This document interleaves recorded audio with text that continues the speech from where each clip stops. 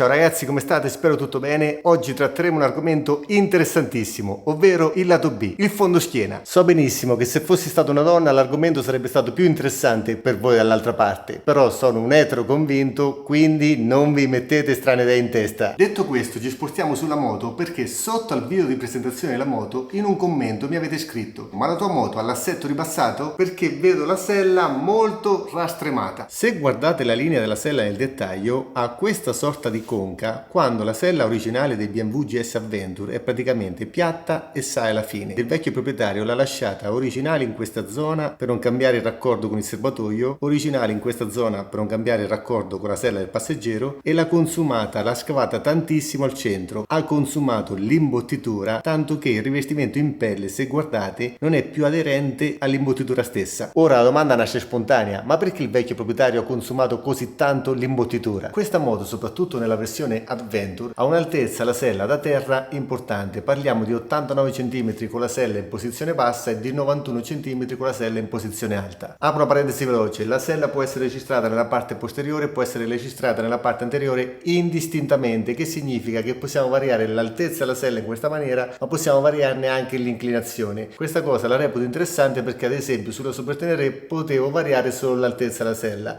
È un plus per BMW in quanto con queste regolazioni possiamo trovarci la posizione a noi più consona. Chiusa parentesi. Ho detto un'altezza importante perché 89 cm come luce da terra non sono pochi se relazionati alla massa della moto. Questa moto è una moto pesante, pesa circa 260 kg con il serbatoio pieno, e se ci andiamo ad aggiungere valigie laterali, bauletto, telaietti, faretti, navigatore, qualche barra paramotore, qualche accessorio, vi posso garantire che arrivare a 300 kg è uno sbattere di ciglia. Poi tutte queste valigie vanno riempite. Pensate a quando partite e viaggiate con vostra moglie, con la vostra compagna. Significa aggiungere altri 30-40 kg di bagagli e arriviamo tranquillamente a 330-340. Se voi pesate intorno ai 90-100 kg arriviamo a 430-440, e se vostra moglie pesa 50 kg già arriviamo alla massa complessiva. Questa moto ha una massa complessiva di 485 kg. Magari divertitevi, fate due conti, arrivare a 480 kg, quindi alla massa complessiva della moto, è semplicissimo prima di partire per il viaggio estivo. Quindi tu mi stai dicendo che se io sono basso non posso guidare questa moto? Lungi da me dire una cosa del genere. Voi ovviamente fate quello che credete meglio. Quello che è oggettivo: quando si guida una moto pesante, se si arriva male con i piedi a terra, se si appoggia male il piede, la sensazione è quella di non riuscire a tenere la moto. Io ho degli amici che amano questa moto, sono partiti per un viaggio, sono tornati e mi hanno detto: Francesco, io vendo la moto perché già quando mi fermo al semaforo non mi sento sicuro. Questa sensazione è normalissima perché la forza di gravità cosa ci dice? Se la moto è perfettamente perpendicolare al suolo, soprattutto una moto del genere che è bilanciata, che il peso del motore è in basso, quasi che la moto si tiene da sola. Ma se la moto di 5 quintali si inclina anche di 2 gradi, io sfido chiunque anche ad avere le gambe di cipollini, ma il mio umile consiglio è: lasciatela cadere onde evitare danni fisici personali. Tutto questo per dirvi che quando mi commentavate sotto ai video della Patagonia, soprattutto nelle condizioni un po' più difficili, di strade complicate, scrivendomi: Francesco, complimenti per come guidi la moto, io al tuo posto non ce l'avrei fatta, io vi voglio dire che le mie capacità non sono più alte delle vostre. Io vado in moto da sempre, non sono più di primo pelo, ho 45 anni anche se ne dimostro 50, ma comunque abbiamo sempre viaggiato tantissimo, soprattutto in due a pieno carico, e spesso e volentieri i viaggi che facevamo prima di questo cambio di vita andavamo più carichi di quello che effettivamente saremmo potuti andare, perché la mia idea appunto era di farlo questo cambio di vita e di testare la moto fino a capire il livello, dove si poteva arrivare, il livello massimo. Detto questo, io non sono più bravo di voi, non ho delle capacità nella guida migliori delle vostre. Quello che un po' mi aiuta, e questo è oggettivo, io la prendo come una fortuna, bisogna riconoscerlo, è la fisicità. Sono alto quasi 1,90 m, peso 87 kg, un manzo praticamente, e questa cosa, inutile dirla, mi avvantaggia. Mi avvantaggia perché? Perché arrivi anche magari mezzo secondo prima con il piede per terra quando la moto si inclina, quindi riesci un po' a fermarla prima, appoggio bene il piede a terra. Io non ve l'ho detto mai, ma oltre a quella brutta caduta, e da lì si capisce che non sono bravo a guidare la moto, sono andato vicino alla caduta forse altre 30 volte, perché già con la Super Tenere, che sto sopra i 500 kg, un giorno magari farò un video unboxing di tutta la roba che ho dentro la moto, anche quando fai manovra, metti che la sfortuna vuole che ti si spegne la moto, ti si blocca la ruota dietro, non fai in tempo a premere la frizione, anche vai a 2 all'ora e lì la moto tende subito a chiudere. Se Se non arrivi in tempo a mettere i piedi a terra, io sono il primo a dirvi lasciatela cadere la moto per non farvi male. Però che succede? Succede che l'istinto qual è? Di salvarla la moto. Spesso e volentieri metto tanta forza sulla gamba, tanto che un paio di giorni mi fanno anche male i tendini. Quindi non bisogna dire che uno è più capace, uno è meno capace. È una cosa oggettiva. Con delle moto così pesanti, con delle moto alte, essere più alti è oggettivamente più facile utilizzare la moto. Mettiamola così. Se mi guardate con la sella in posizione alta, ma soprattutto con la sella molto consumata che ha quella conca,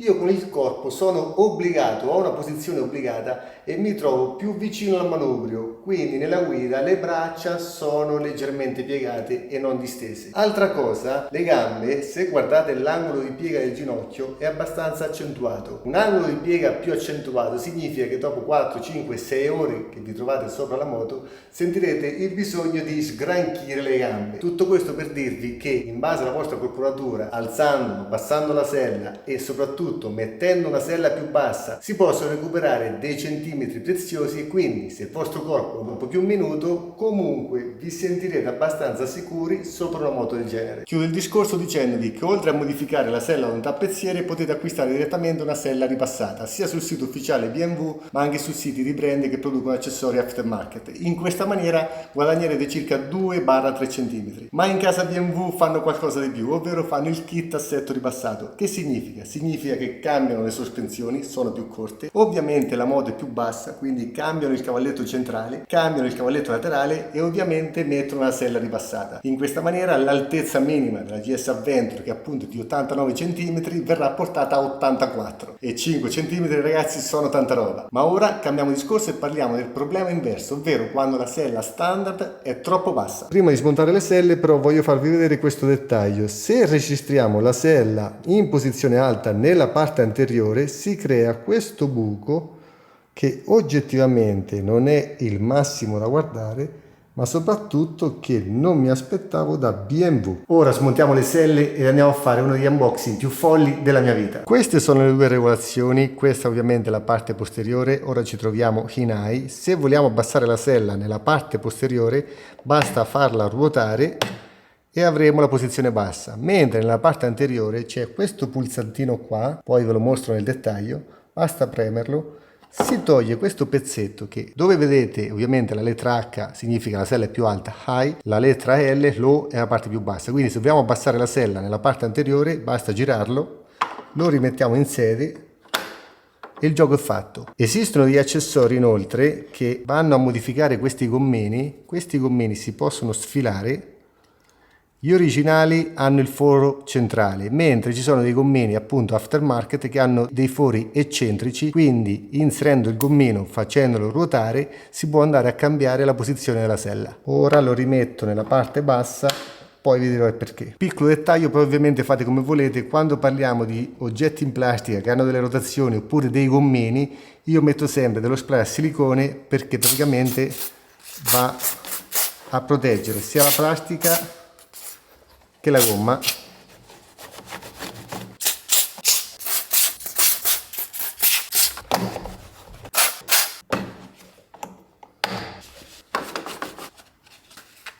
Ok, anche perché questi pezzi in plastica hanno degli agganci, sentite? Se c'è lo spray a silicone ovviamente si agganciano e staccano meglio. Quindi lascio la posizione bassa all'anteriore e la posizione alta posteriore. Il pulsantino che vi dicevo è questo, si libera la piastra si solleva e si può ruotare. Togliamo le selle originali, via anche questa. Primo pacco folle, secondo pacco ugualmente folle. Per chi conosce il brand sa benissimo che parliamo dei gioiellieri tedeschi. Questi non producono accessori per la moto ma bensì producono metalli preziosi. Nel senso che non sono più bravi degli altri ma hanno dei prezzi allucinanti. Comunque fanno dei prodotti veramente interessanti. Avrete capito che qua dentro ci sono le selle GS Adventure, nello scatolone più grande c'è la sella del conducente, nello scatolone piccolo la sella del passeggero. Vedete gli scatoloni aperti perché sono arrivati tempo fa, non ho resistito, già le ho provate anche perché ve ne posso parlare qua sul canale, però le ho rimesse all'interno dello scatolone per mostrarvi il packaging. Nell'eventualità vorreste ordinarle vi arriveranno in questa maniera. Nella sella passeggero ci sono dei gommini da installare sulla moto, poi lo vediamo insieme, ma le selle arrivano dentro questa custodia una sorta di sacca della sella, eccola qua ragazzi, eccola qua. Passiamo a quella del conducente, non ha gommini da installare, ovviamente è più grande e più pesante, la sacca è la stessa e anche la finitura ho scelto la stessa, ma poi ve ne parlo. Eccola qua, prendiamo la sella e prendiamo i gommini, via scatolone, altra sella.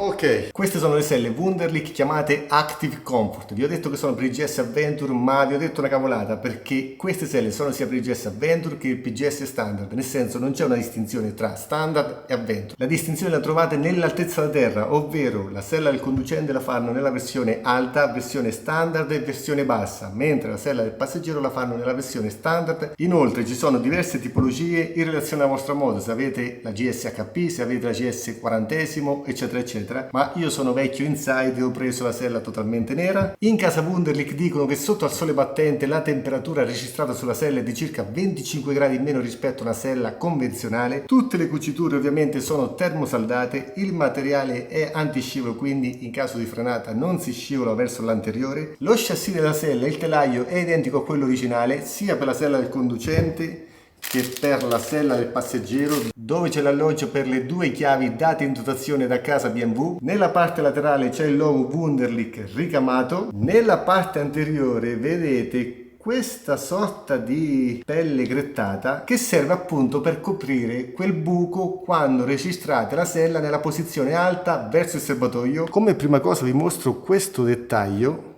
guardate anche nella parte posteriore. Andiamo a posizionare la sella nella posizione alta in questa maniera. Guardate nella parte anteriore, forse da qua si vede meglio, il buco è chiuso da questa pelle grettata. Ora però riportiamo la sella nella posizione bassa nella parte anteriore. La parte posteriore invece lasciamo la regolazione alta, quindi bassa davanti e alta dietro.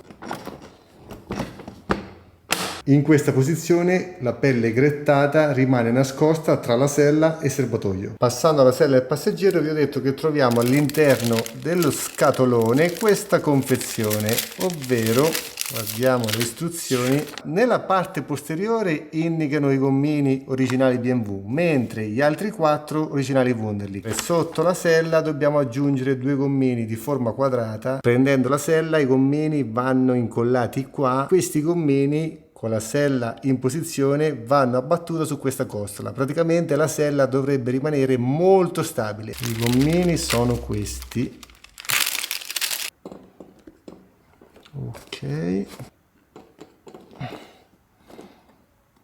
Ok, anche sui gommini mettiamo un po' di spray a silicone, soprattutto nella zona sotto, per farli uscire meglio. Ecco il primo, ecco il secondo, anche il terzo andato. Non vorrei prenderli con le pinze per non rovinarli. Quinto andato, sesto andato e li abbiamo salvati tutti. Rimettiamo lo spray.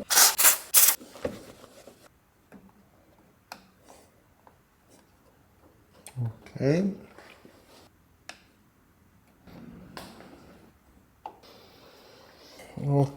Ok, proviamo la sella e vediamo se la configurazione è esatta. Comunque questi sono molto più morbidi di questi. Secondo me qua vanno gli originali BMW perché si trovano vicino all'attacco. Se erano più sporgenti magari si faceva fatica ad infilare la sella. Bisognerebbe spostare gli utensili dalla sella originale a questa, ma lo faremo. Ora andiamo ad inserire, bella stabile. Quelli due dietro devono rimanere originali, quindi più sottili, mentre gli altri due un po' più spessi, cioè quelli della Wunderlich. Anche stasera ce l'abbiamo fatta, vi faccio vedere una vista laterale, vista da sopra nel dettaglio. La seduta del passeggero è più ampia dell'originale, ha questa conca, quindi sia in accelerazione che in frenata il passeggero rimane abbastanza bloccato, mentre la seduta del conducente, guardate quanto è larga.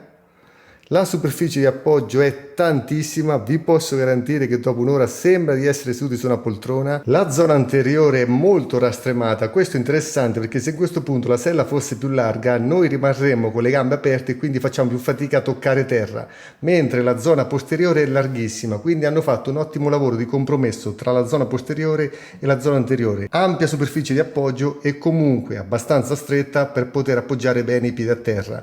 In questo punto, nel punto di giunzione, quando allungate la gamba sentirete una certa pressione, ma ripeto, hanno fatto dal mio punto di vista il compromesso migliore. Arrivati alla fine, nota dolente, il prezzo: entrambe le selle le ho pagate 771 euro, le ho comprate circa un mese fa, ho guardato proprio oggi nel sito della Wunderlich e sono aumentate anche qualcosina. Tornando alle finiture, tornando alla qualità, sono veramente di livello altissimo. Passando invece al comfort, ci ho fatto solo 300 km e vi posso dire che come vi mettete seduti sembrano dure, ma dopo un'ora, dopo 2 ore ne apprezzate la consistenza, perlomeno questo è il mio punto di vista. Nel caso specifico ho preso la sella alta è 5 mm più alta della sella Adventure, mentre per quanto riguarda la GS standard la sella alta è 25 mm più alta. Avete 60 giorni come diritto di recesso, quindi le potete provare, se non vi piacciono le potete restituire. Che dire ragazzi, se trovate questi video interessanti iscrivetevi al canale, anche perché nel prossimo video tratteremo il tema sicurezza, non la nostra ma quella della moto. Ciao ragazzi!